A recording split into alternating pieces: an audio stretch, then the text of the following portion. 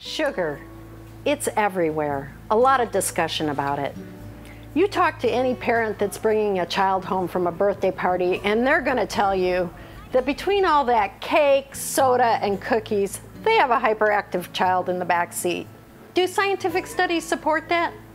There hasn't been one convincing one that linked sugar to hyperactivity or actually changing behavior. But do we need sugar in our diet? Well, we're hardwired to like sweets.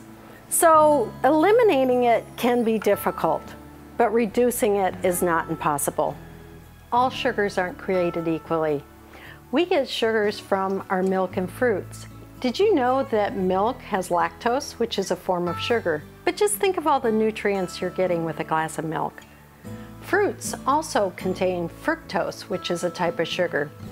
These are sugars we really don't worry about because they're nutrient dense and they give us a lot of the nutrients our body needs. Well, it's hard to imagine, but the average American consumes between 150 and 170 pounds of sugar a year.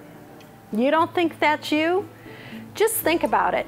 If we had the 3-pound pack of sugar that you buy at the grocery store and lined them up on the conveyor belt, 150 pounds might equal something to the effect of 42 of them. How is that possible? Well, not only are we getting a lot of sugar in the foods we choose, but there's a lot of hidden sugar in our packaged products. That's what we can pay attention to. Do you drink your sugar? If you drink sodas or juices, you're drinking sugars that really don't register that you've eaten food or taken in calories.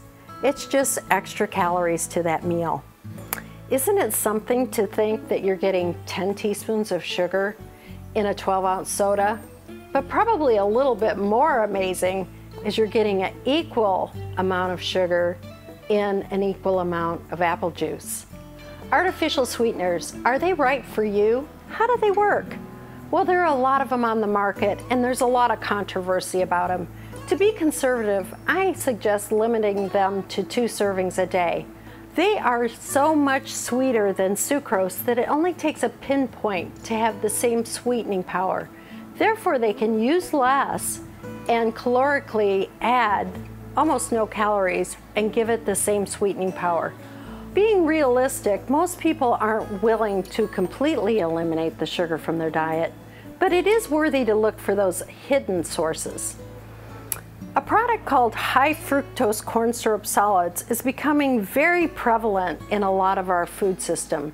You're going to hear more and more about high fructose corn syrup solids because we think they actually might be causing a lot of the weight gain in our country and contributing to obesity. You know how you find out if a product has high fructose corn syrup solids? It's just scan the ingredient label. The first 3 things that are listed on the ingredient label are the foods that are in predominance in that product. If you see high fructose corn syrup solids, as a consumer, you can look for another product to find one that doesn't have it. Most people don't think of honey as sugar, but it's actually fructose and has calorically the same amount, teaspoon for teaspoon, as sugar, as well as brown sugar and agave. So you don't want to give up dessert. What's an alternative? Here's one of my favorites. Take some fresh fruit that's in season. For right now, I have a pear. Cut it open, added some of that great Greek yogurt that adds a little touch of tartness, some nuts, and fresh mint. It makes for a very satisfying dessert, but you're not adding all those extra empty calories. Whether you choose to include sugar in your diet or not, it's probably good for most of us to limit the amount that we're eating.